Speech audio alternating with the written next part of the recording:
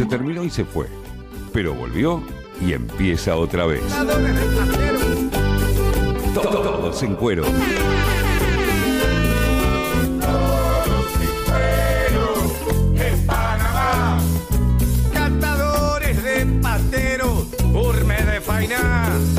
Todos sin cuero en Panamá. Poesías de entre casa, chamullo de bar.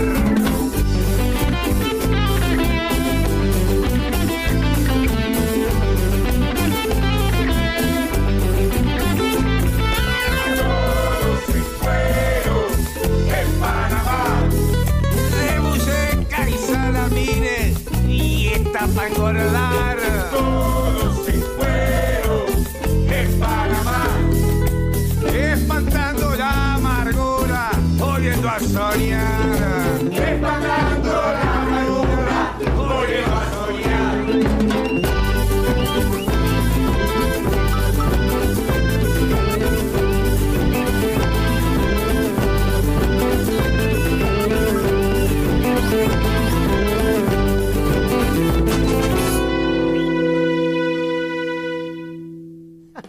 Hablemos de cosas lindas. Bueno. O de cosas feas de los otros. Claro, a ver. Yo tenía la idea de conversar con ustedes sobre lo que viene logrando Milei en materia de su propia narrativa. Cómo está instalando él sus logros, aunque nosotros así no lo veamos, en la batalla cultural. Sí tiene logros, lo vemos, ¿eh? Nosotros podemos cuestionarlos, la prensa en general, ya a esta altura casi todo el periodismo lo cuestiona, está quedando bastante solo en materia de comunicación y periodismo. Sí que compró a 4.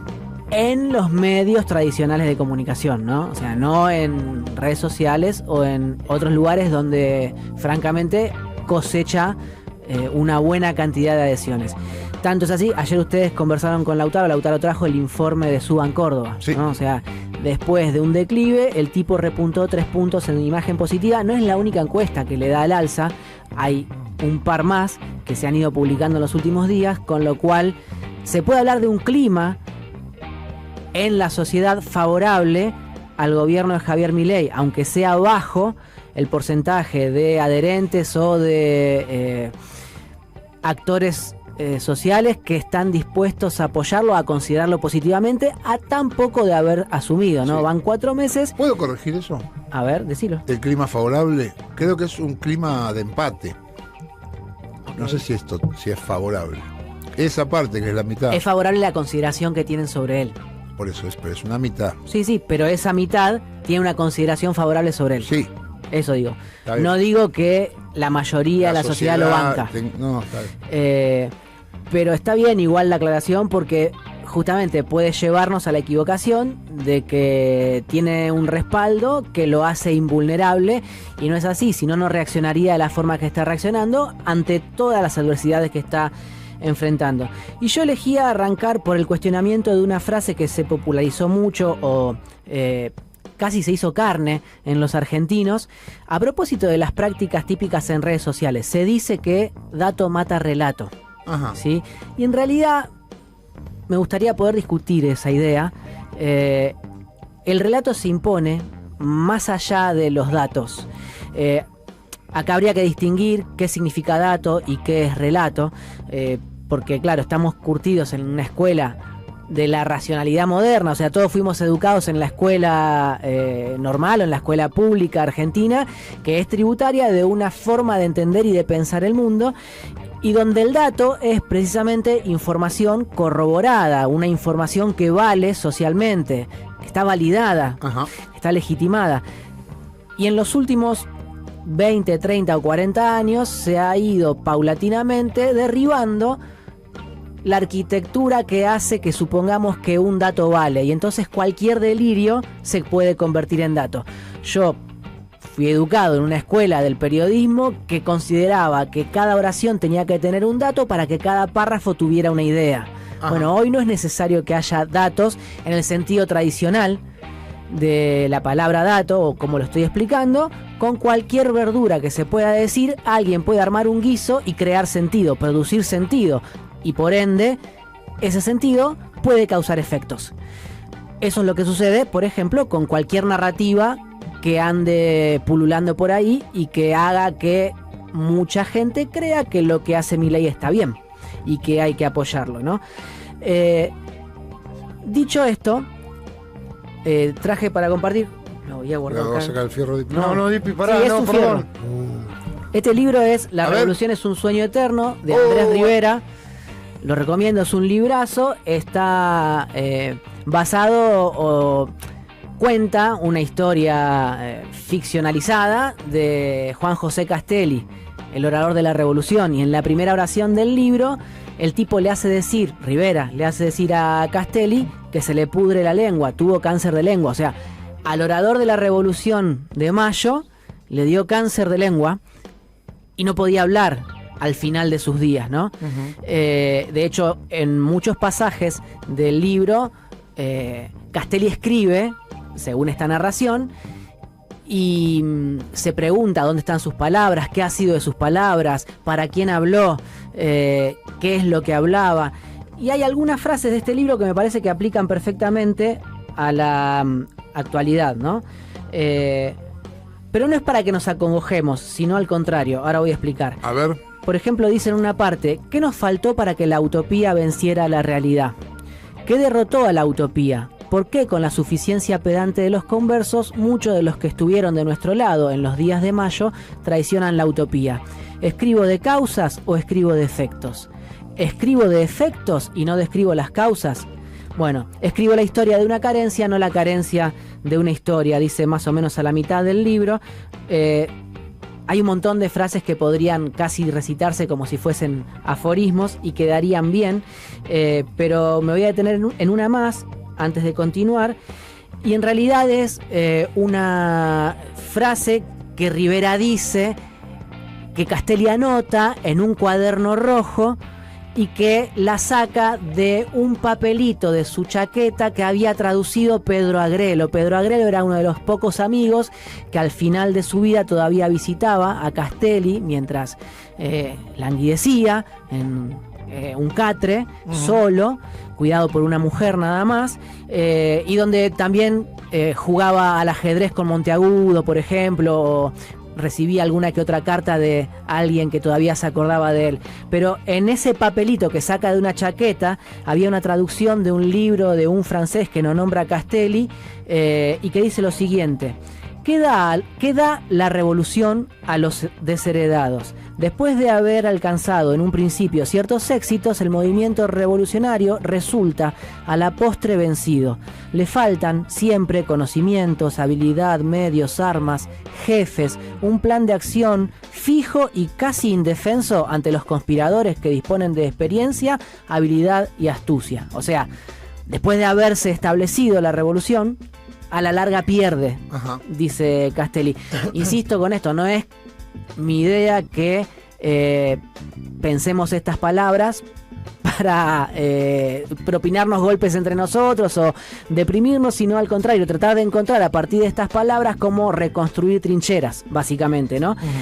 Y lo planteo porque, para no hablar de la interna con la que se está autoflagelando el peronismo en general, me resulta mucho más interesante pensar las limitaciones que tiene todo movimiento popular a lo largo de la historia. La semana pasada yo decía que justamente los momentos luminosos en cualquier historia de cualquier pueblo son las anomalías, y que esas anomalías se construyen sobre una pila de sacrificios, sangre, sudor y lágrimas, ¿no? Y que tal vez no se construyen precisamente a partir de datos racionales nada más, sino a partir de una narrativa. Entonces, si miramos para atrás, el kirchnerismo fue la narrativa construida por un par de tipos y tipas que entendieron mejor que nadie la crisis del 2001. O sea, fue la narrativa de la posconvertibilidad del kirchnerismo. Sí. Una narrativa que imperó y se convirtió en sentido común más o menos extendido del sistema político argentino, o de buena parte de él, durante casi 20 años. sufrió sus crisis, sus reconfiguraciones, y ahora uno se pregunta qué será de esa narrativa, pero así como la narrativa kirchnerista desbancó a la narrativa menemista o neoliberal del consenso de Washington de la década del 90, ahora hay otra narrativa. Una narrativa que desbanca la narrativa del kirchnerismo, que es la narrativa de Milei, que yo digo que no se basa en datos comprobables según los términos tradicionales en los cuales nosotros aprendimos a discutir política, y que en definitiva por ahí es momento de tener paciencia para pensar qué narrativa se construye de ahora en adelante desde el campo popular, y no tanto pasar factura todo el tiempo a quién hizo qué, cómo, dónde y por qué. Ajá. O sea, ¿querés que miremos para adelante y no para atrás? Podés una mirar locura, para atrás. Una locura. Podés mirar para atrás. Lo que quiero decir que no es que... dejemos de pelearnos? Lo que quiero decir es que no tiene mucho sentido seguir despilfarrando energías en qué pasó, más allá de que estudiar qué pasó te ayuda a hacer mejores diagnósticos y de esa manera proyectar hacia adelante. Ahora, la semana pasada contábamos que cuando dejás de pensar un poquito de quién es la culpa de que estemos donde estamos, y que es natural que todos sintamos ganas de agarrar a trompadas a alguien o de putear a alguien, me parece que es lo más normal del mundo, pero justamente la tarea del militante, la responsabilidad del dirigente y el rol de un estadista es poder juntar los pedazos sueltos y recomponer lo que está roto. Es muy distinto, ahí tenés las dos preguntas, ¿no? ¿Qué pasó y de quién es la culpa? Bueno, si vos te lo que quedás pasa en es de que... quién es la culpa, estamos acá. Claro, estamos. el qué pasó podría ser un cachito más generoso o autoindulgente y te podría permitir algunas preguntas sobre cómo construyeron los otros su narrativa, porque el rival también juega, esto lo enseña el fútbol. Ajá. Por más que vos tengas un equipo cohesionado, sólido, que en cancha se para bien, que juega bien a la pelota y que hace reír a la tribuna y festejar goles, la verdad es que el rival juega y a veces de carambola o porque jugó mejor en algún partido, te ganó. Y cuando eso pasa, y bueno, obviamente en el vestuario te cagás a puteadas, pero llega un momento en que tenés que volver a salir a la cancha y no es saludable que salgas a la cancha echándote facturas en la cara por partidos anteriores. O sea, en algún momento tenés que jugar el partido que te toca jugar. ¿Cuál es el partido que te toca jugar? Bueno, hay muchos partidos a la vez. Acá me voy a valer para pensar lo que está pasando hoy y precisamente hoy de una escena de Game of Thrones, una serie que me gusta mucho y que muchas veces conversamos acá, donde uno de los personajes, que es el dueño de un prostíbulo en la capital del reino, le dice a Sansa Stark, que es la heredera de uno de los reinos del norte, que tiene que pensar la política o lo que está sucediendo, la guerra, la tiene que pensar con todos los escenarios posibles a la vez, de manera tal que si acontece una cosa u otra, ninguna la va a sorprender porque ella ya vio previamente lo que podía pasar, ¿no? Entonces, ¿qué es lo que puede pasar hoy? Anoche, por ejemplo, se hablaba en el Poder Judicial de que entre las 500 causas sobre las cuales va a haber acordadas de la Corte hoy, tal vez haya algo que decir respecto del DNU. Tal vez sí, tal vez no. Pero la verdad es que no fueron ociosas, dicen las palabras de Rosati que compartimos la semana pasada, que él mismo dijo en el Rotary Club de Buenos Aires. Él dijo que prefería la Corte Suprema o el Poder Judicial, que las controversias políticas se resolvieran por vía parlamentaria, es decir, que los representantes del pueblo reunidos en el Congreso dirimieran sus diferencias, en este caso sobre el DNU. No habló nunca del DNU, pero la verdad es que es el único conflicto fuerte de la política que está en manos de la Corte. Y también dijo que si no se resolviera en un plazo razonable, en algún momento el Poder Judicial iba a dictaminar sobre la cuestión. Bueno, ayer lo que se decía es que cuando Rosati pronunció esas palabras en el Rotary Club, todavía no había volado sago de la conducción del bloque libertario en la Cámara de Diputados. Todavía Milei no había dicho que quería armar una mayoría en la Corte Suprema. O sea, Milei semana a semana agudiza, a pesar de las narrativas que lo contienen, o a pesar de las narrativas que vende y promueve Santiago Caputo, no había hecho estos últimos 2 o 3 gestitos que también irritan a la Corte Suprema de Justicia. Ayer, sin ir más lejos, se presentaron los pliegos de los 2 candidatos del gobierno para ocupar sillas en la Corte Suprema. Uno es Ariel Lijo, por quien la derecha, casi toda la derecha, lo critica Javier Milei, Y Sí. otro es Manuel García Mansilla, un profesor universitario de la élite argentina, o por lo menos de las escuelas de la élite Es argentina. decano de la Austral, ¿no? Exacto. O Salvador, no me acuerdo, pero alguna de Me esas parece que de la del Austral, sector bueno. privado y ¿Cuál es la del Opus Dei? La 2. la Austral. Creo que es de la Austral. Bueno, anoche lo escuché a Pañi. Bien, lo que sucede en el caso de García Mansilla es que irrita todavía más que el hijo a la Corte Suprema, porque la postulación de García Mansilla supone la jubilación de prepo de Juan Carlos Maqueda. O sea, se metió con uno de los cortesanos, Javier Milei, con el bolsillo, con la rutina, con la vida de uno de los cortesanos que quiere seguir ejerciendo por lo menos hasta el 29 de diciembre próximo, según comentan, su cargo en la Corte Suprema. Tiene derecho incluso a renovar por 5 años más, si así lo quisiera, según la jurisprudencia vigente. Pero Milei mandó el pliego y eso significa que lo quiere jubilar. Ujú. Eso irrita a los cortesanos y por supuesto que suma condimentos para que la Corte esté caliente con Javier Milei y tome alguna determinación. Ahora, ¿qué pasa?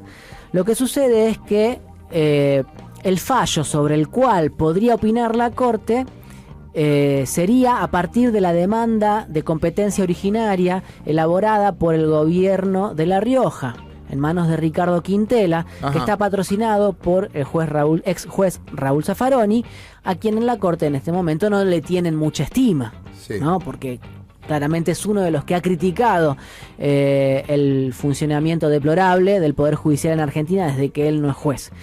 Entonces, si la Corte tuviera que opinar sobre el fallo, o sobre la demanda, mejor dicho, más que fallo de Quintela, yo no me animo a Les vaticinar costaría qué es lo que dársela a diría. Quintela, digamos. Básicamente, Porque está Zaffaroni en el no medio. significa que no ocurra. No, y porque Quintela también fue uno de los promotores del juicio político a la Corte. Claro. O sea, tienen muchas cuitas. Es decir, de nuevo, volviendo a Peter Baelish y Sansa Stark en Game of Thrones, hay un montón de escenarios Pero abiertos. por lo menos anoche Pañi contaba cómo viene el hijo, que el hijo viene de la mano de Lorenzetti. Lorenzetti está muy en contacto con Milei, sería el juez de Milei. Sí. Metería al hijo ahí, con lo cual que sería su poder, y por supuesto, entonces digamos lo tenés a Rosati también en una posición de decir, bueno, entonces te hago pelota el DNU para Esa- que vos no me... Esa es la razón por la que Rosati se para de manos, digamos, Claro. con respecto al Ejecutivo Nacional, porque justamente a eso se refieren en el Poder Judicial cuando dicen que Milei busca una mayoría propia. Lo que pasa es que al mismo La tiempo... mayoría la quiere armar con García Mansilla, por eso necesita jubilar a Maqueda, Sí, Lijo, que respondería a Lorenzetti, y el propio Lorenzetti, que es el gran articulador de esta maniobra. Ahora, para eso, primero tenés que hacer que se jubile Maqueda, que sí. bien podría Todo resistir esto en es su largo, cargo. recién acaban de presentarlo, pero está... A mí me llama la atención que Pañi esté tan preocupado por el tema, no para de hablar de este tema. Y yo creo que para Pañi Lorenzetti es peronista. Lorenzetti es nuestro, para Pañi, o casi. Sí, pero podría decirse que lo es también, a pesar de A que veces nunca lo es, ocupó a un cargo veces electivo lo es, lo por el fue, peronismo. lo es. Fue un Y juez también nos propuesto hizo por Néstor una cantidad Kirchner. de daño tremenda cuando se enojó. Sí. Ahora, pero déjame decirte una cosa antes de seguir con el hilo de Lorenzetti, Rosati y Pagni, porque tiene que ver con lo que estás mencionando. Las otras demandas que llegan a la Corte por el DNU son las de las centrales obreras, la CTA y la CGT, contra el capítulo de la reforma laboral en el DNU, Ajá. pero eso, aunque ya está en el máximo tribunal, todavía no fue abordado, y cuando la Corte lo tome, va a correrse vista a las partes. Es un término jurídico que se usa para aludir al hecho de que tienen que notificar a las partes que están litigando, es decir, al Sí. gobierno nacional y a las centrales sindicales en este caso. Y cuando eso sucede, corren 15 días hábiles, ¿sí? O sea que no sería ya, no podría opinar sobre esa demanda hoy la Corte Suprema. Y la otra demanda que llegaría a la Corte todavía no está en la Corte porque fue a partir de un fallo de segunda instancia de la semana pasada en la provincia de Misiones a instancias de una demanda de los yerbateros contra el DNU. pero todavía Por eso no estaba en la Cámara. la Cámara falló a favor de los yerbateros y en contra del DNU, o sea, tiene una ratificación en segunda instancia, Sí. pero para eso, igual que todo lo que atiende a la ley de tierras, el gobierno tiene que apelar el fallo de la segunda instancia lo apelan para y llegar lo a la mandan- y Corte. lo llevan a la Corte. La verdad es que la Rosada todavía no apeló, tal vez también jugando a demorar los plazos. Pero ¿por qué es importante esta preocupación de Pagni con respecto a la Corte y la preocupación de la Corte con respecto al DNU? Porque ya empieza a haber empresarios. Yo conté acá cómo operaba Techin sobre los sindicatos, cómo operó Nicky Caputo en el Senado para que no cayera el decreto, Sí. llamando o haciendo llamar a senadores de Tierra del Fuego para que no voltearan el decreto, ¿sí? Y a pesar de eso, los senadores de Tierra del Fuego votaron en contra igual. Porque hay en el decreto la mantención del régimen de promoción y beneficios y exenciones impositivas para las tecnológicas que manejan Caputo y Chernahovsky. Entonces, no solo esos actores del empresariado están jugando o están preocupados por el DNU. En las últimas horas se supo que, por ejemplo, hasta Pérez Compán quiere que se resuelva el DNU. No necesariamente que caiga, sino que se resuelva. Porque Pérez Compán, como muchas grandes empresas en Argentina, está ultra diversificada. Es un grupo que tiene intereses en distintos rubros de la economía. Entonces, con el tema de las alimenticias, le está yendo bárbaro. Molino Río de la Plata está facturando a granel. Con las desregulaciones Sí. que promovió el gobierno de Facturan Milei. más vendiendo menos. Es una cosa Le está yendo horrible. bien en el rubro alimenticio, Horrible, sí. donde no puede proyectar sus negocios como hubiera esperado, es en el rubro energético. Y en el rubro energético hay desregulaciones que también tienen en vilo a varios capitostes de los mercados regulados en Argentina. Y Pérez Compán dice, bueno, resuelvan, voltéenlo al decreto o apruébenlo, pero que se ordene, que empiece el gobierno.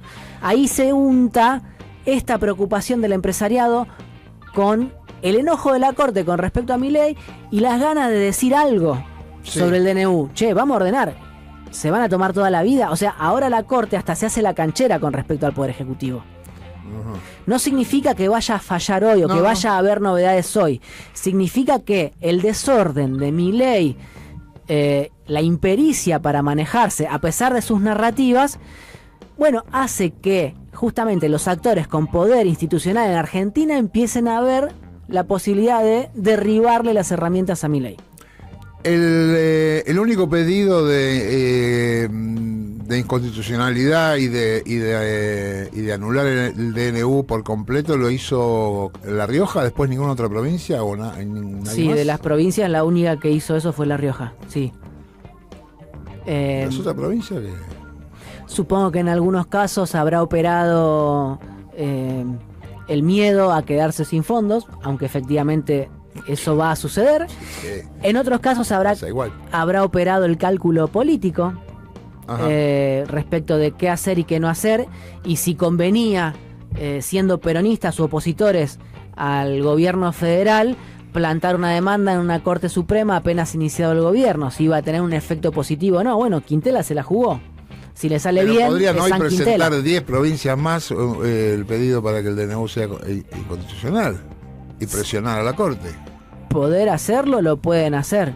Que no lo hagan está diciéndote qué estrategia están eligiendo, incluso los gobernadores más afines a este programa, digamos, o sea, con los que más de acuerdo estaríamos en términos ideológicos.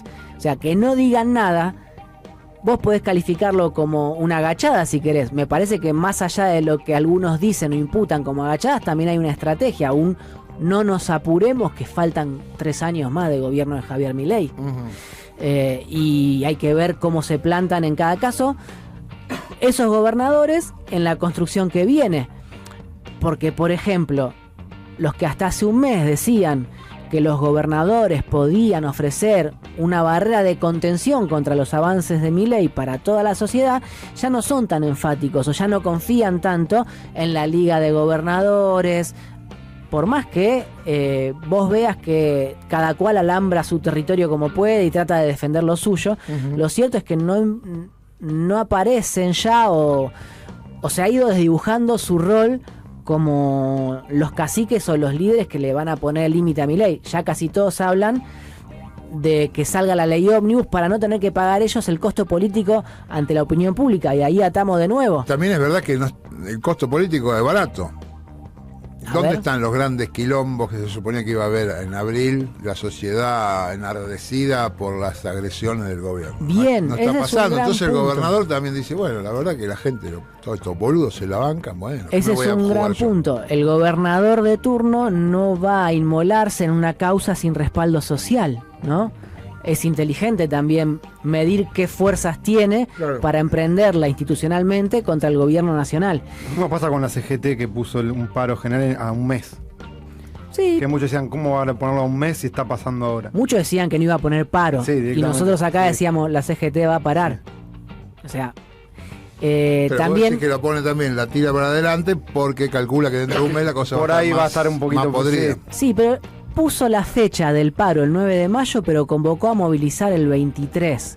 Y con las universidades. Con las Y a universidades. movilizar el 1 de mayo. O sea, en un mes mete 3 movilizaciones la Sí. CGT. Entonces, ahí es donde yo vuelvo siempre sobre las palabras de militantes, activistas o delegados sindicales que explican que construir un paro no es soplar y hacer botella, que es fácil hablar al micrófono y criticar y decir qué burócrata, qué gordo, qué inmóviles, qué quietos, qué cómodos que están, pero trabajar el paro no es sencillo, sobre todo cuando hay sindicatos recontra ultra progres identificados con el kirchnerismo, como los docentes, donde no encuentran plafón para hacer paro. Las conducciones de los sindicatos docentes en Argentina fuerzan los paros políticamente porque los docentes no quieren parar contra Milei.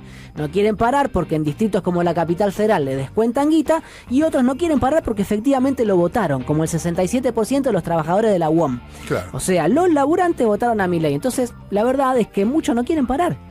Hacer un paro en estas condiciones implica un esfuerzo político más grande que lo habitual. O sea, no está fácil para nadie, ni para Milei, ni para el peronismo. Pero ahí es donde digo, guarda, porque justamente es con una narrativa que vas a poder encontrar la forma de juntar los pedazos que hoy están sueltos, desperdigados. Todo conspira contra una narrativa que aglutine. La verdad es que vos te metés a Twitter o ves la tele y lo que ves es un archipiélago de núcleos militantes para un lado y para otro. Y si querés algo cortito, lo que va a venir ahora con respecto a la interna del peronismo es que vas a encontrar una radio que juegue para la Cámpora, otra radio que juegue para Kicillof, otra radio que juegue para el sindicalismo de la CGT, un portal que juegue para uno o para otro. El último párrafo de la nota de Berbisky en El cohete a la luna este último domingo, que toma partido en contra de algunos actores que están batallando contra la Cámpora bajo el escudo de Axel Kicillof, es decir, sin que Kicillof los habilite, pero usando el nombre de Kicillof para confrontar contra la Cámpora, de algún modo grafica todo esto. Y la verdad es que jugando al archipiélago no vas a hacer nunca un continente. Tipi, muchísimas gracias. Vamos a escuchar un poco de aplaude, Dani Azul. Aplaudamos todos. No. Hoy traje una historia que en realidad es más curiosa que rara, que es la historia de dos hermanos que se llamaron Chang y Eng Bunker. Ajá, los hermanos Bunker. Exactamente, que nacieron en Siam en 1811. Estos chicos fueron los primeros que se conocieron como gemelos siameses. Eran de Siam. No, porque... Eran de Siam, por eso les decimos gemelos siameses. No te la puedo creer. Y por eso le decimos siameses a los gatos. Y por eso la ladera Cian. No, El vale, gato vale. también es de Siam. ¿Y el Cian Ditela? No la porque ladera? son gemelos. Bueno, No. ¿Los gemelos fantásticos? no sé, chicos, no sé. ¿Dónde estaban unidos? Estaban, La heladera. estaban conectados por el esternón y compartían un poco del hígado. Pero Comparten pare, el hígado. Oh. un pedazo sí, compartían el hígado y pero tenían cuerpos independientes, digamos, les hicieron pruebas físicas y de la mitad para acá, si tocaban a un gemelo el otro no sentía nada. Salvo con los paladares, que a veces cuando uno sentía gustos muy fuertes, el otro también lo sentía. Mirá. Y algunos puntos de cosquillas que también, si le hacían cosquillas a uno, el otro también lo sentía, pero si no en general, solo le en iba la de parte la del boca centro. de uno No, por el sistema sabor? nervioso central, barra. Claro. Este es un La tema información que recibe el neurológico. cerebro puede ser que la comparta con Son corrientes eléctricas. el otro. Pero uno diría que... Están unidos. Que está de acá para arriba el sabor. No seas así, Va de acá dale. para acá. Vos sabés que no es así. ¿Cómo no? Sí, vos experimentás sensorialmente en la boca, donde tenés el paladar, pero, Sí, pero pero- eso es información que va al Que va cerebro derecho al cerebro, pero si el otro chabón yo te tengo pegado acá, ¿cómo te llega hasta allá? por el sistema nervioso central. ¿Qué pasa por la espalda? el Es gusto? como el parque cervecero que conecta con la comisaría. Es rarísimo. Hacer ejemplos de No es comida. normal. Dipi dice que esto es Hablemos sin normal. saberes esto, chicos, Sí, porque sí, creo que sí, nadie sí. sabe. Pero la que trajo la Lo columna que es sí Bueno. sé es que si al otro le gusta el Roquefort y coma Roquefort, Lo mato. Lo mato. Bueno. No, igual no era con todos los gustos. A ver, vuelvo a repetir, eran gustos demasiado específicos. Ah. Eso es lo que El Roquefort. lo Dulce que dieron o los salado. estudios. Bueno, cuestión es que la vida de los pibes al principio no fue fácil, porque de hecho No. cuando ellos nacen era una cosa rara, obviamente, año? 1811. 1811. Y obviamente al principio cuando nacen fueron vistos como mal augurio para Siam. Y el rey los condena a muerte No. en principio. Qué rey choto, boludo. La sentencia Ignorante, sí. nunca se llevó a cabo, los Bueno. pibes pudieron zafar, Ah, bueno. vivieron ahí, crecieron en Siam. Bastante pacíficamente porque la gente no, de hecho no lo pudieron concretar porque mucha gente hasta los defendía, Ah, no quería que mataran a 2 bebés, un poco de sentido tiene. bueno. Hablemos las 2 vidas, dijeron. Exactamente. Muy bien. Muy bien. Bueno, empezaron a aprender a coordinarse porque la verdad que debe ser Porque no difícil. podés caminar. Yo eso te iba a ¿no? preguntar, estaban, compartían De acá. el esternón, claro, estaban pegaditos uno al lado El del otro. esternón está acá adelante. El Claro, esternón tengo está la acá. foto. Es verdad, el esternón está en el mirá, medio del pecho, ¿ves? pero Están así, eran. Ah, sí. bien, ¿entienden? A ver si la cámara la toma, por favor. A ver. Adelante, no de la costado. cámara. Chupalo. ¿Se ve, Fede, no? chupalo. Sí, se ve, mirá.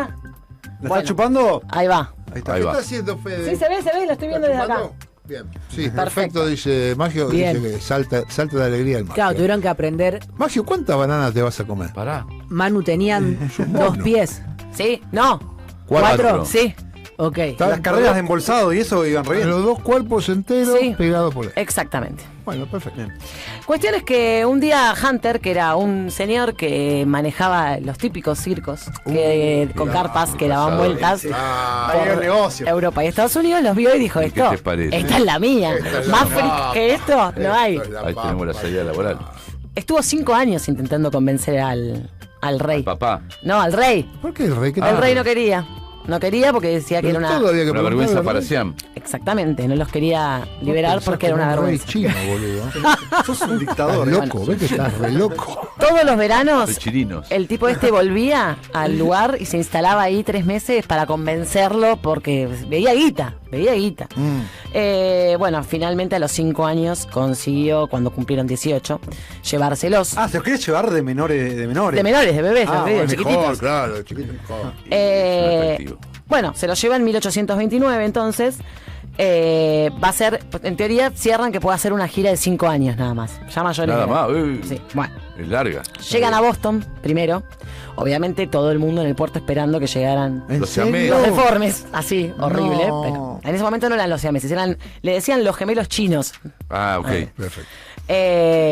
Bueno, cuando empiezan a hacer la gira, bueno, ahí es cuando le hacen todos estos estudios médicos que yo les cuento, porque también era como, bueno, vamos a ver qué onda, qué pueden hacer, qué no pueden hacer. Los consideran sanos, pueden hacer lo que quieran. De hecho, empiezan a practicar y hacen volteretas. Empiezan qué hacen y es re loco, porque son 2 personas pegadas haciendo. Era Claro. como ese era el show de los Y son gemelos y ameses, que ahí Chinos sí los, saben. Le gusta. le No empiezan eran a decir. chinos. Sí. Decían. Sí, la Decían, chica. bueno, Sí, ahora está en pero- Tailandia siempre. Ojo, Eh, ojo con lo que decís. Ojo. Está mirando Xi Jinping. Ojo. No, bueno.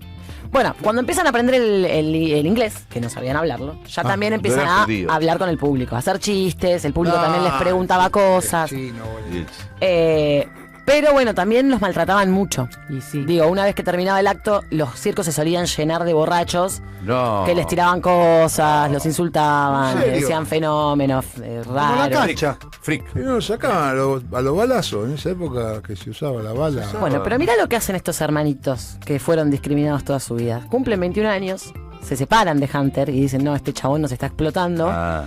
Obviamente. Y empiezan a hacer su propio show. No, muy bien. Empiezan a generar plata, además de que habían ahorrado todo lo que el circo les pagaba, lo tenían guardado desde que empezaron, porque obviamente no gastaban, comían ahí, estaban ahí, Claro. tenían Bien, todo pero sí, ahorrado. No se le licuó. Hicieron un par de shows suyos, juntaron bastante plata y se compraron unas casas, 2 casas Ah, ¿para y qué? campos en Trap Hill. ¿Dónde? En Trap Hill, en Carolina del Norte, Ok. en el sur de Estados Unidos. Campo, 2 casas. Se compraron campos de algodones, ¿sí?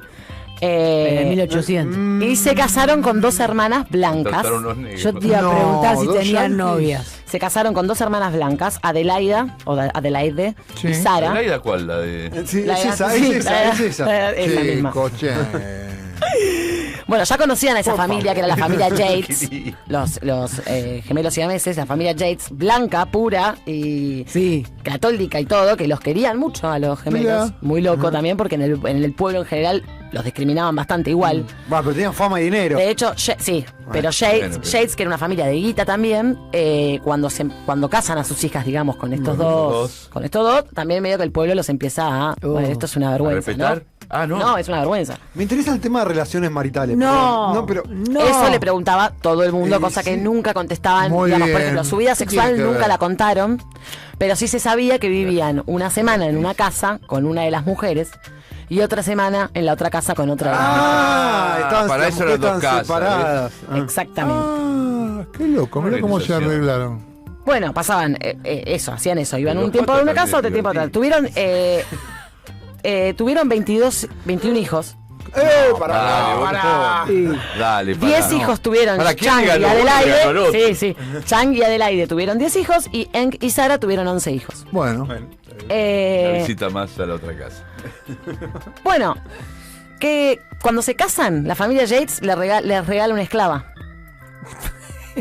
No, es tremendo. en campo- Esclavizaron campo algodón. a Eso casi lindo, 20 claro, personas. Tenían algodón. O sea que encima, ellos fueron completamente esclavizados y después, bueno, repitieron. mira. Hicieron, sí, fueron Qué mal. y fueron muy defensores. El síndrome, ¿no? Estuvieron muy en contra de que se Aboliera la aboliera la esclavitud. Claro. Ellos. Tenían 20. Qué chino de mierda. Al final eran dos.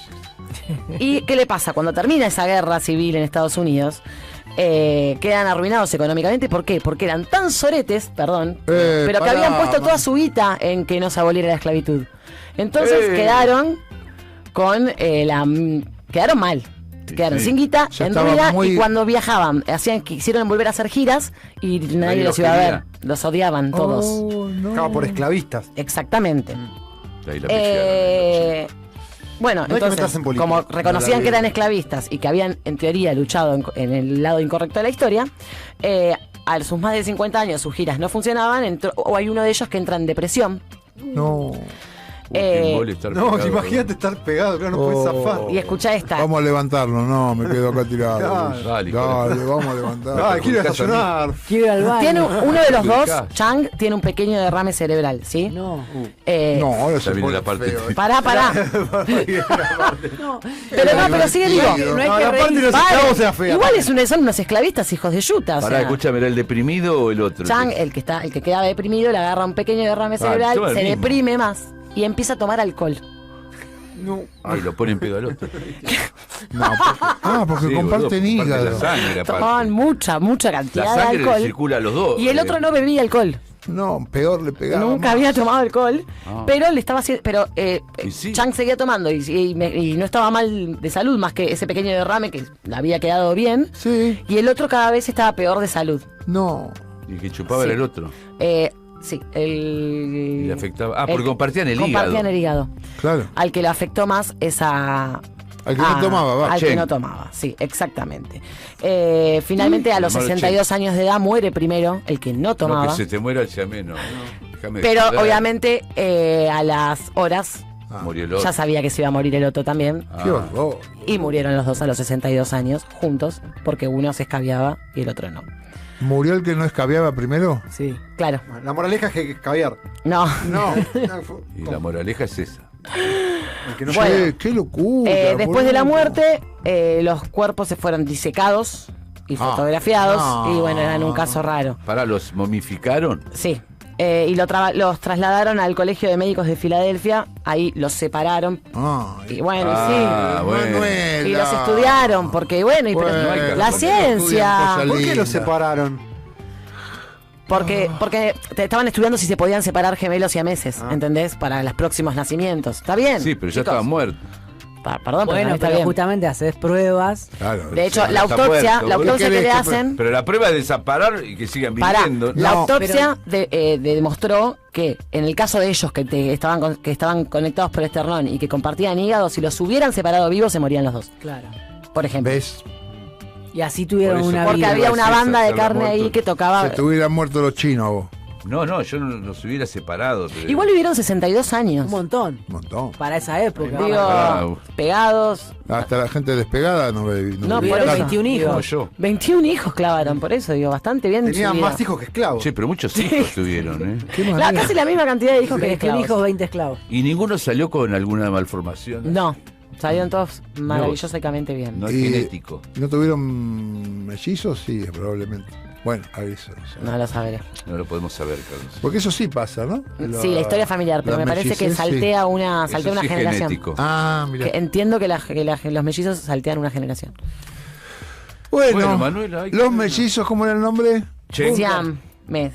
No, Chang y Eng. Bunker. Chang y Eng. Banker. Bunker. Era un bunker. Qué raro la Manuel, excelente la historia Brillante. de los chinos pegados. Los chinos. Vamos a escuchar la música. Y ahí Te vas los a dos comer chinos, ¿no? más banana, La confitería Los Dos Chinos. Confitería de Te los mando un chinos auspicia, Un beso grande. Todos en cuero, haciendo la gran picada de la radio, porque salame es lo que sobra.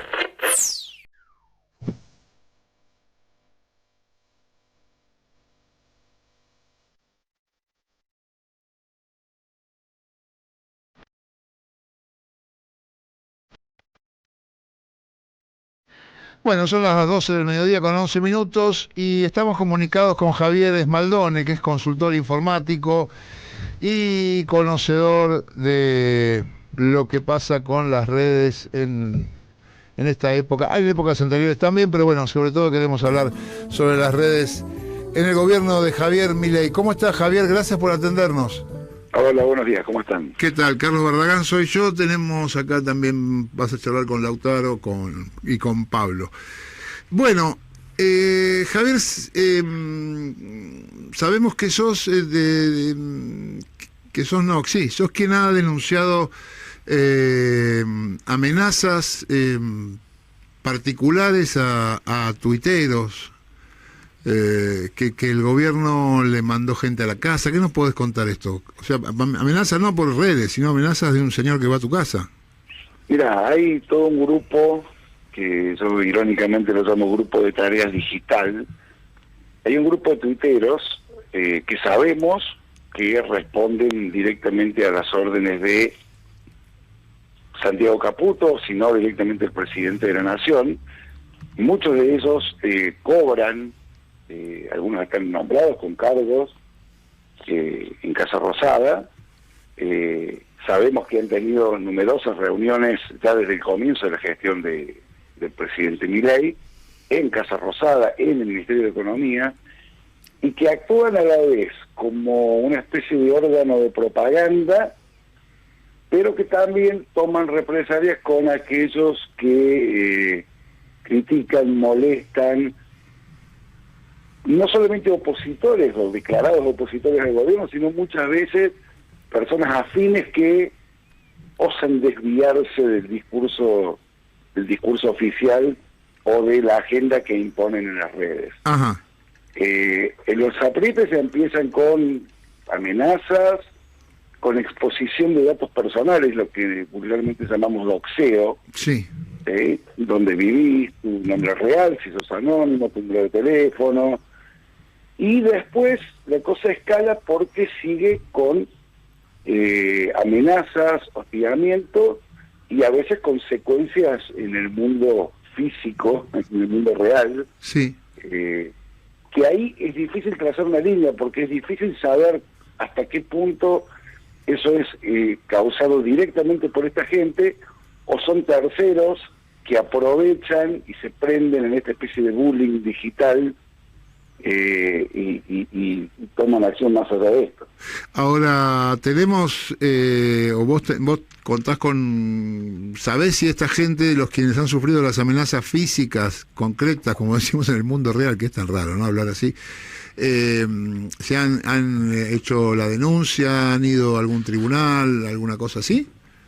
Mira, hasta donde yo sé, hay alguna denuncia, porque esto empezó incluso antes de que esta gente, de que Milei llegara al poder, porque estos son grupos que se fueron armando, que no necesariamente tenían una pertenencia partidaria, que se dedicaban, recordarán quizá la famosa banda de los osos gordos, que básicamente era un grupo de tuiteros, hombres, Ajá. que se dedicaban sobre todo a hostigar mujeres, feministas. Ajá. Y bueno, la cosa viene de ahí.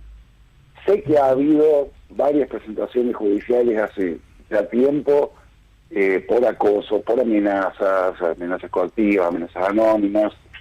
Que yo sepa, a la fecha ninguna llegó a nada. ¿Por qué? Por la dificultad, digamos, de investigar estas cosas, sumado a la lentitud y el desborde de la justicia. Claro. Javier, para hacer esto, el doxeo, esto de publicar los datos de la intimidad de las personas, ¿lo puede hacer cualquiera o es necesario tener acceso a instancias estatales para saber dónde viví, quién sos, la cuenta del coso, tus hijos? Lamentablemente en este país, con la cantidad de información personal, privada, digamos, que se puede encontrar de fuentes públicas, es bastante fácil.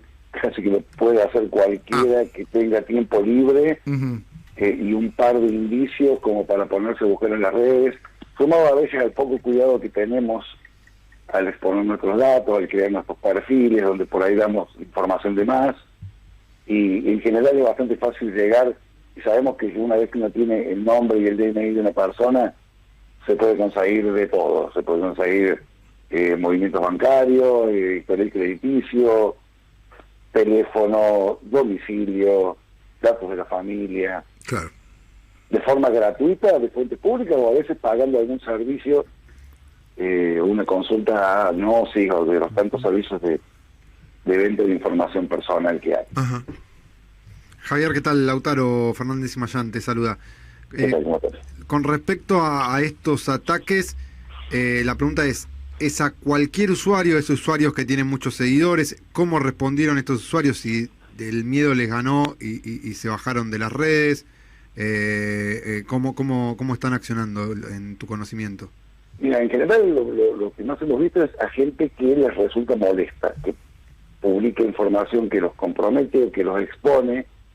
Esto empezó, uno de los casos, que es un tuitero llamado Antiponcista, que nunca dio su identidad, un tuitero anónimo, digamos, no hay nada malo en ser anónimo en las redes, es un derecho. ¿Sí? Bueno, esta persona, junto con otro tuitero, tuvieron la idea de hacer un pedido de acceso a la información pública, pidiendo las entradas y salidas de Casa Rosada, cosa que es información pública, ¿sí? Cuando uno entra a Casa Rosada tiene que dejar sus datos, dejar asentado a qué dependencia va, se asienta la entrada y la salida. Bueno, pidieron esta información, se la dieron y empezaron a cruzarla con datos que se tenían de fuentes periodísticas. Lo dijo Estefanía Pozo en C5N, lo dijo Manu Joven TN, que había un grupo de tuiteros que se habían reunido o que iban asiduamente a Casa Rosada. Hicieron un cruce y empezaron a identificar, decir, bueno, este es este tuitero que es anónimo es esta persona. Y empezaron a exponerlos, pero sin publicar información personal, o sea, ponían, este tuitero es tal persona. Y se reunió o va asiduamente a Casa Rosada, o se reunió con el ministro Caputo. Al punto que algunos de ellos, cuando fueron nombrados, cuando fueron mencionados, digamos, expuestos por esta persona, al otro día salió el gobierno a darle un cargo para blanquearlo. Ajá. ¿Sí? Bueno, Sí. esto claramente los molestó muchísimo y esta persona, primero, pusieron sus datos personales, no solamente su nombre, su foto, sino su domicilio, después empezaron a aparecer fotos del frente de la casa, tomados con Google Maps, ¿sí? Cualquiera que un domicilio va con el mapita de Google, se para de frente de la casa y toma una foto. Ujú. Pero después, por lo que él mismo contó en Twitter, empezó a recibir amenazas en la casa, gente que iba a comprar algo de publicaciones falsas que le habían hecho como que vendían cosas, ¿sí? Hasta Sí. que finalmente lo amenazaron y no sabemos más porque justamente su cuenta desapareció. Se tuvo que borrar, tuvo que directamente bajar su perfil como si nunca hubiera existido. Estamos conversando con Javier Esmaldone, que es consultor informático. Javier, a ver, el macrismo también tuvo su granja de trolls, etcétera, pero no estaba dentro de la casa de gobierno, no había tanta claridad en cuanto a que eran trabajadores del Estado, como en este caso. ¿Hay algún marco que regule esto? O sea, parece que es legal y está todo bien tener un grupo de tipos que se dedican a activar en las redes todo tipo de mensajes, muchas veces amenazantes, falsos, etcétera. A ver, pensemos que un partido político tenga, así como tiene gente que hace militancia en las calles o en los barrios o en una unidad básica, en un local partidario, sería lícito que también tenga gente haciendo militancia en las redes, poniendo mensajes, haciendo campañas, lo que sea, no hay nada mal en eso. El problema es cuando esta gente, como pasado con este grupo, que fíjense justamente después de que salió esto a la luz, decidieron sacarlos de Casa Rosada y llevarlos afuera. Ajá, ¿Sí? Con lo cual ya no hay registro de quién entra y quién sale. claro. ¿Sí? Ya no Sí. hay ese control. Ahí claramente ahí se equivocaron, falta de experiencia, como tantas otras cosas con este gobierno. Claro. El problema es que uno puede cuestionar el accionar de estas granjas de trolls o grupos que operan en las redes, pero cuando la cosa ya excede las redes, pasa al mundo físico, cuando a una persona le suena el teléfono a las 3 de la mañana, o le tocan el timbre, o le hacen una pintada, o le ponen un pasacalle frente a la casa. Recordemos que una cosa parecida le pasó a la diputada Lilia Lemoyne hace unos años. No sabía. Y ella se lo adjudicó a gente del propio partido, que estaba enojado con ella y que le hicieron la campaña hasta pasacalle y le pusieron en la casa. Ajá. En la casa. Claro. Javier, Pablo Di Pierri te saluda, buen día. Buen día, ¿qué tal? También esto le ocurrió, como vos señalabas, a Lilia Lemoyne, pero a usuarios de Twitter que forman parte de estos grupos de tareas digitales o que al menos constelan en el mismo universo de la estrategia digital del gobierno. Es decir, hubo usuarios de Twitter partidarios del gobierno que han sido perseguidos o atosigados por algunos de los que toman decisiones. No se mencionan algunos portales al Gordodán, por ejemplo.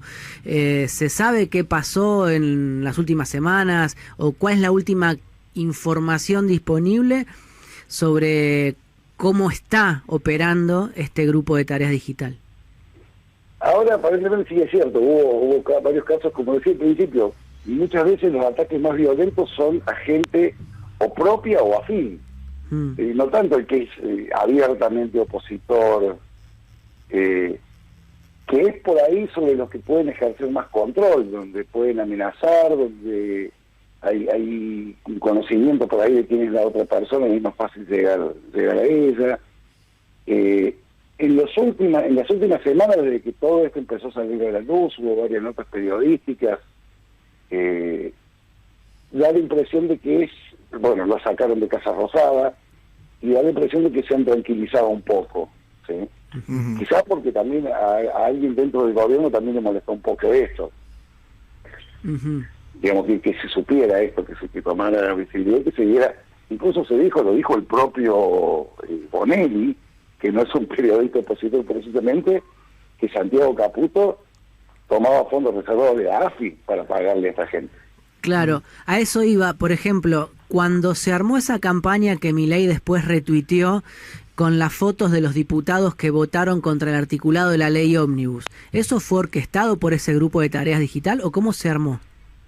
Parece que sí, parece que todo empieza con este grupo, arman, instalan temas, lo mueven entre ellos, y el presidente después se suma fabeando o retuiteando. Sí, de manera que uno podría distinguir que una cosa es cuando ocurre contra diputados que de alguna forma tienen curtido el cuero por las críticas de la opinión pública, pero otra cosa distinta es cuando se habla de ciudadanos que no representan o no ejercen un cargo representativo y padecen este tipo de persecuciones más crudas.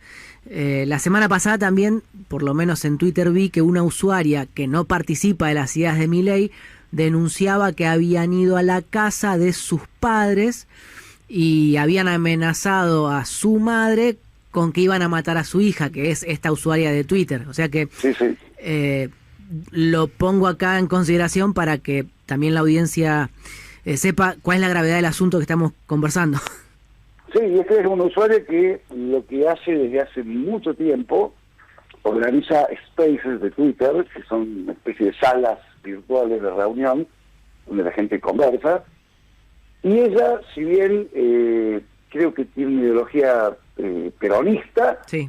en esos spaces invitaba gente de distintas ideas políticas, mucho libertario, mucho liberal, y se discutía, se charlaba, y se ve que, bueno, ella obviamente era crítica, digamos, del libertarianismo, o como se llame esto, y se ve que en un momento les empezó a molestar. Claro. Le empezó a molestar y, bueno, empezó también a sufrir este tipo de cosas. Les recuerdo a los oyentes que estamos hablando con Javier Esmaldone, que es consultor informático. Javier, vos también tuviste, pero bueno, lo tuyo fue diferente, ¿no? Vos sufriste un allanamiento. O sea, Sí, fue la policía a tu casa. Como se dice vulgarmente, me metieron por la ventana, no sé si recuerdan, fue en el año 2019 la filtración masiva de datos de la Policía Federal de Argentina, Ujú. que ocurrió básicamente por desidia, por pésimo mantenimiento de la seguridad de los sistemas de la Policía Federal de Argentina, que venía ocurriendo desde hacía tiempo, y yo era una de las personas que visibilizaba esto, que estaban pasando estas cosas, que no se investigaba debidamente, que hasta se llegó a detener perejiles, y cuando la cosa reventó, la ministra, por entonces también ministra Patricia Bullrich, no tuvo mejor idea que meterme por la ventana y acusarme a mí de haber participado de esto. Sí. Fui allanado, fui metido en una causa penal por primera vez en mi vida, y después de 2 años y un poquito fui finalmente sobreseído, y la causa fue archivada, o sea que quedó en la absoluta nada. Javier, y teniendo en cuenta este antecedente con Bullrich, que hoy vuelve a ser ministra justamente de Seguridad, y viendo cómo se mueve en este grupo de tarea digital que comanda Santiago Caputo, ¿vos sos target en este momento de esta gente? Y tratando de ser objetivo, creo que sí. Obviamente, tengo cuidado, todo el cuidado que uno puede tener, porque cuando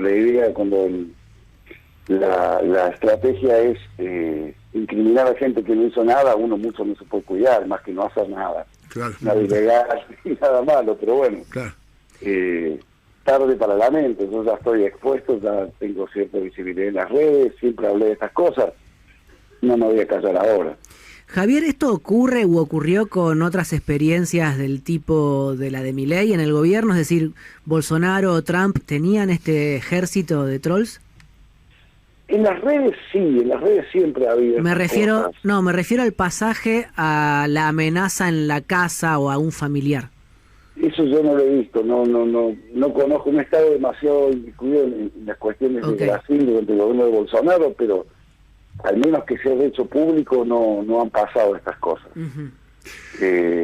Y esperemos que aquí esto se corte, Claro. ahora que se visibilizó, ahora que aparentemente se ha encarnado un poco, que no siga creciendo.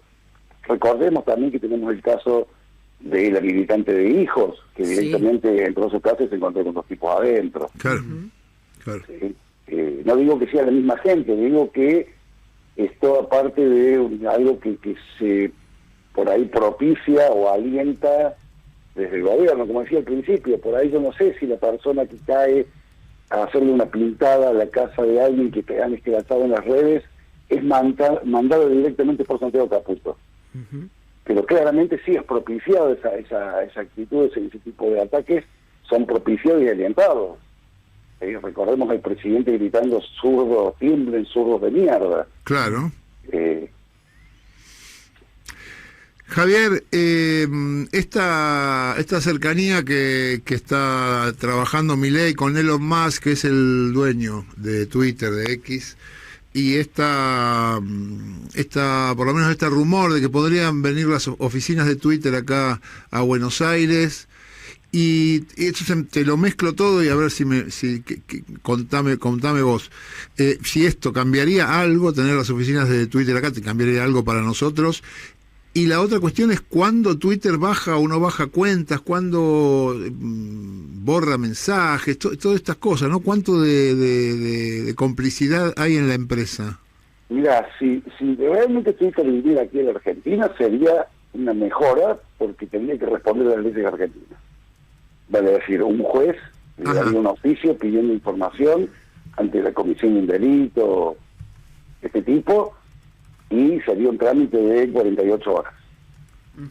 Actualmente, al estar en Estados Unidos, hay que liberar un exhorto internacional a través de Cancillería, que cae de la justicia de Estados Unidos, que resuelve un juez local, ¿sí? Y eso sabemos que puede tardar de 6 meses a nunca. Entonces eso sería algo bueno. Después, respecto de las políticas de Twitter, ahora hay mucho discurso de Elon Musk, pero después a la hora de los bices, digamos, los hechos, Twitter es una empresa privada, le importa poco la libertad de expresión, los derechos de nadie, lo cuidan su negocio.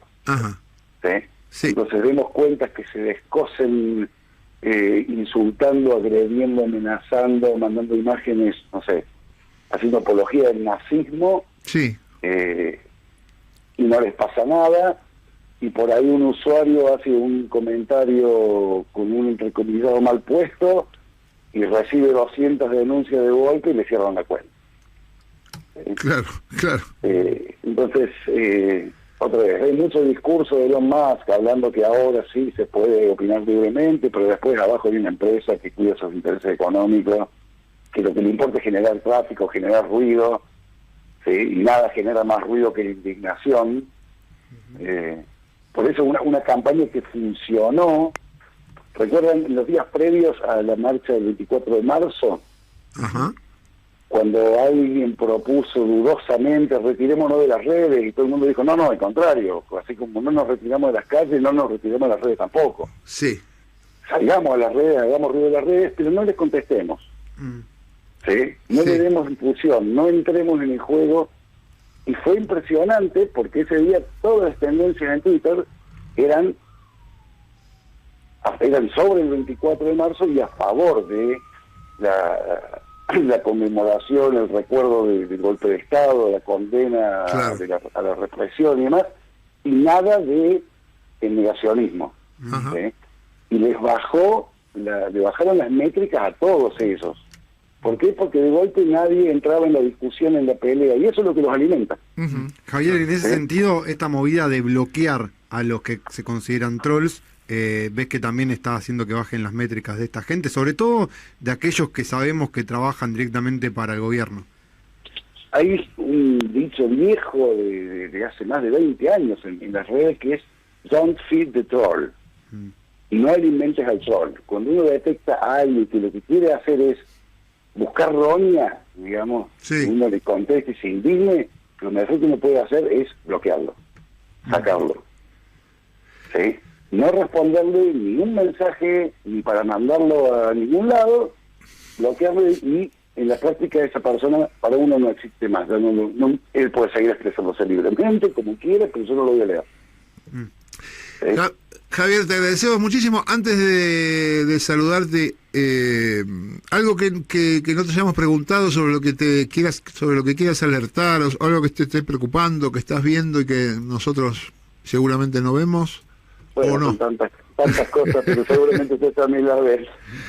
Pero no, eso, o sea, lo más sano en general en las redes es todo lo que uno vea como contenido tóxico o sobre todo cuando a uno se da cuenta que, hablando en criollo, están buscando la boca, Sí. que quieren hacer contestar, te quieren hacer enojar, bloquear, silenciar o lo que sea, cosa de no entrar en eso. Y les puedo asegurar que cuando uno se pone en ese plan, la experiencia en las redes cambia muchísimo. No quiere decir que uno lea solamente a la gente que coincide con uno. ¿Sí? Sí. Porque las opiniones todas son valiosas. Ajá. Las opiniones fundadas, las opiniones honestas. Ahora, cuando este grupito de quilomberos digitales que generan violencia, a un costado. Javier, te agradecemos muchísimo la comunicación. Gracias por prestarnos este tiempo para charlar con nosotros y te mandamos un abrazo grande. Un placer, abrazo. Vamos, que ya estamos con Fabián Waldman, que se Maverick. encuentra cubriendo la información en Casa de Gobierno. ¿Cómo estás, Fabi? Buen día. ¿Qué tal? Buen día, Barra. Buenos días, compañeros. Mañana nublada aquí en Casa Rosada. Y lo que te tengo que decir es que el presidente no va a poder volar más en vuelos comerciales. ¿Por qué? Por seguridad. Hay un Sí, informe acá. de seguridad que le advierte de las razones por las cuales no debería hacerlo más. Entiendo que está ligado a la posición geopolítica de la Argentina en estos momentos. Claro, por hacerse el guapo Sí, ya está. Está bien. Bueno, que viaje como quiera, no me importa. ¿Qué tenés ahí? Y a propósito de esto, bueno, hoy en la conferencia entró Adorni anunciando que están viendo una desaceleración en los precios.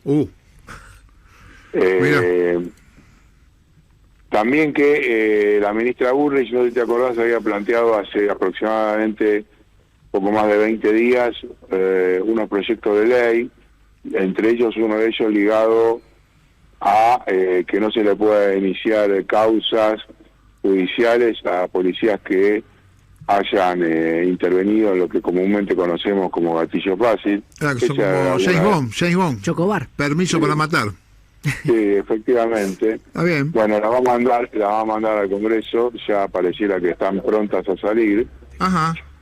Y también, por otro lado, Caputo va a viajar a los Estados Unidos. Estos fueron temas que trataron en la reunión de gabinete.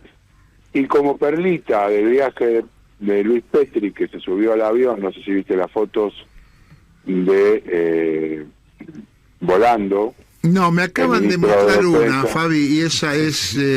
da una vergüenza el boludo, un hombre boludo grande, jugando a hacer Top Gun. Es una vergüenza tal. Bueno, nos vamos quieren asociarse a la OTAN.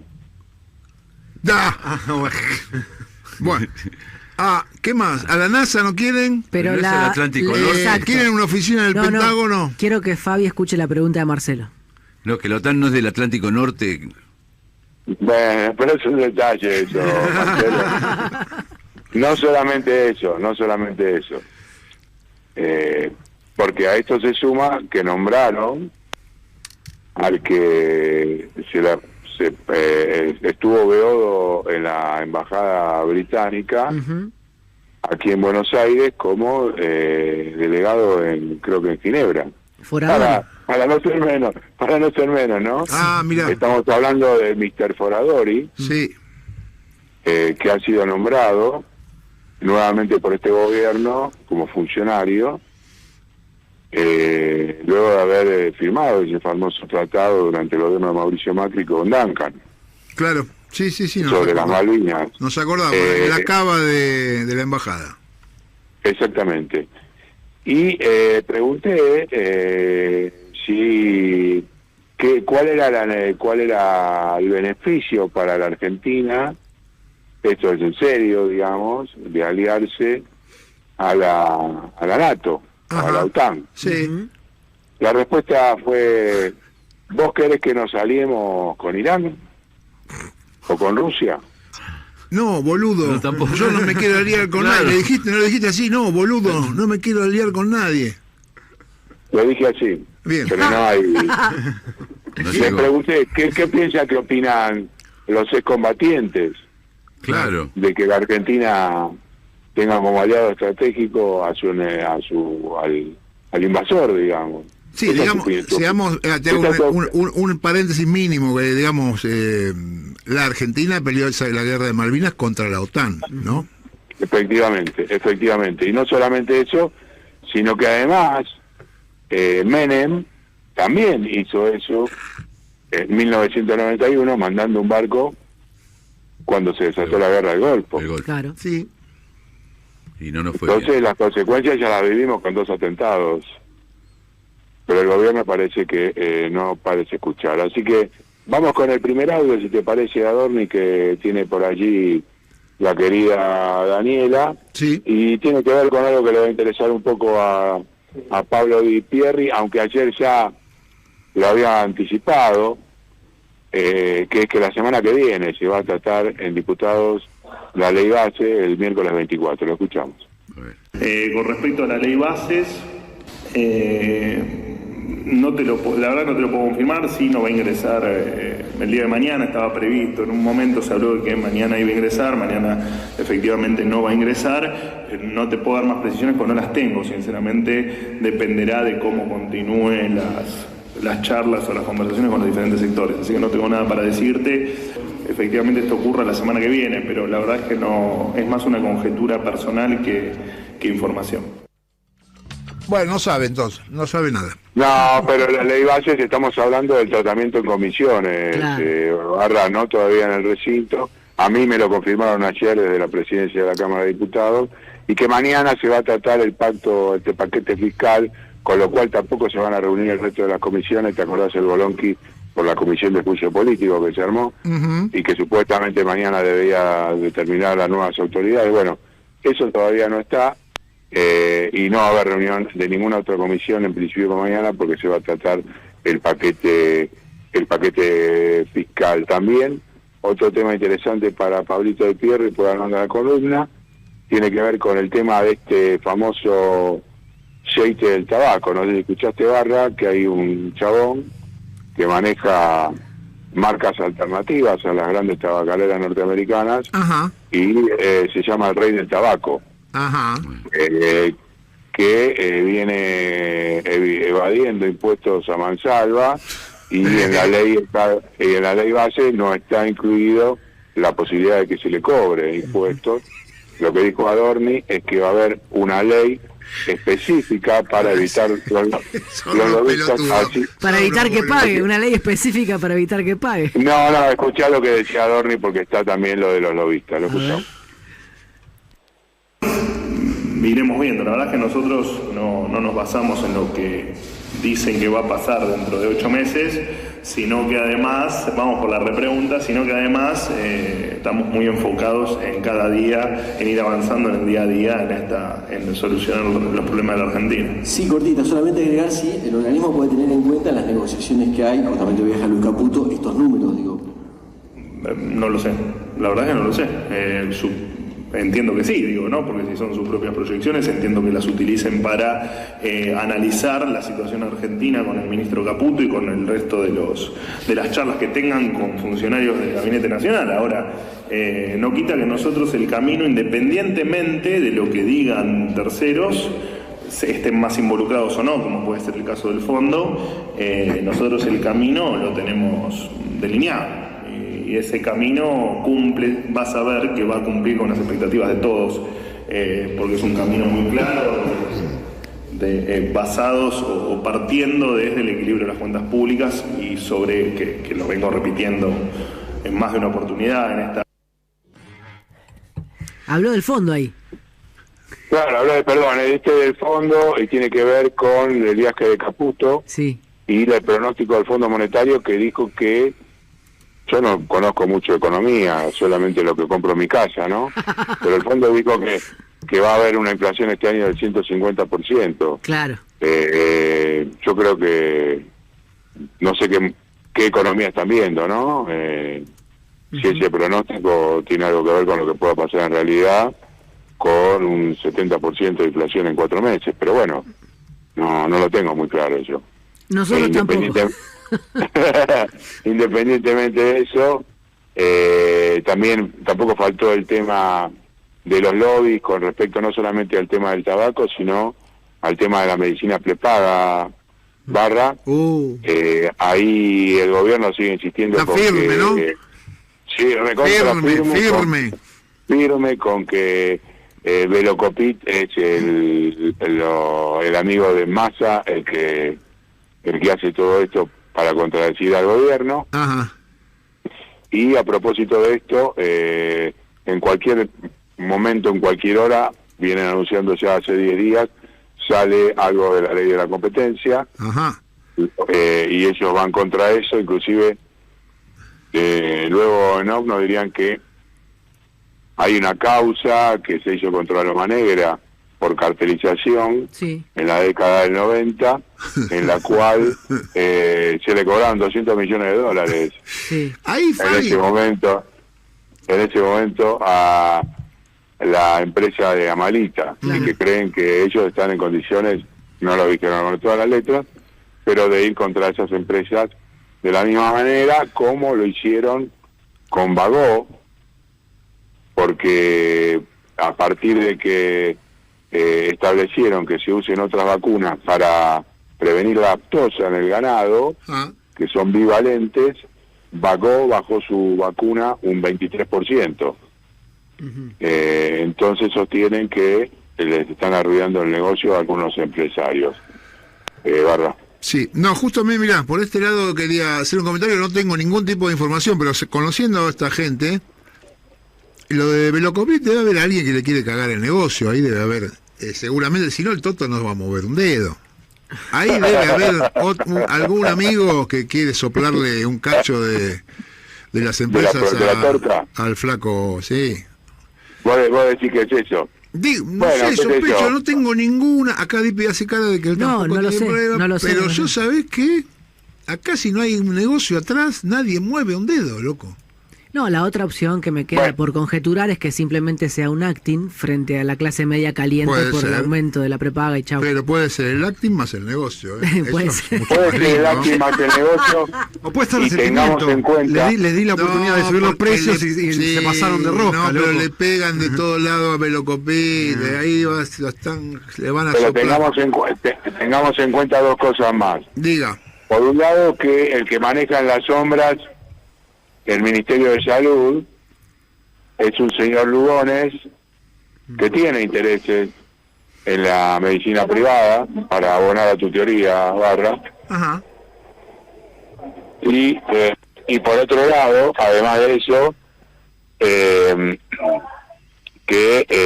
han nombrado a un funcionario de ODE justamente en la Secretaría de Salud, en esos lugares. Vamos por ahí entonces. Con lo cual, digamos, el lobby de las prepagas está a pedir de boca dentro de este gobierno, que no tiene ningún conflicto de interés, según Adorni, y si lo hay, puede ir a la justicia a plantearlo, Carlos.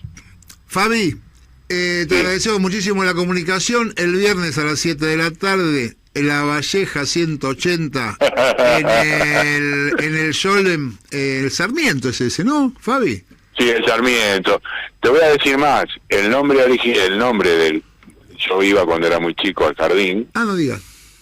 Sí, claro, es Sarmiento Korczak. Un minuto más, 30 segundos, Korczak, quien fue un maestro polaco que durante la Segunda Guerra Mundial le pidieron que haga entrar a sus alumnos en uno de los lugares donde morían los chicos, donde los gaseaban. Ajá. Y él decidió acompañarlos. Uf. E ingresó con los pibes dentro de la cámara de gas. Janusz Korczak. El polaco Korczak. Sí, señor. El jardín, el Schule, era Sarmiento Korczak. Mirá. Bueno, y ahí entonces, en la Valleja 180, donde está el Sarmiento Korczak, Fabi Wallman va a presentar este homenaje o este recordatorio, no sé si lo digo bien, Fabi, al levantamiento del gueto de Varsovia, que se cumplen 81 o 82 años, no me acuerdo. 81 años, Barra, están todos invitados, lo vamos a reiterar a lo largo de la semana, así que para mí mucha emoción, muchas gracias por decirlo, queridísimo Carlitos, me mando un abrazo y me voy a almorzar. Te mando un beso grande, gracias Fabi, anda a comer.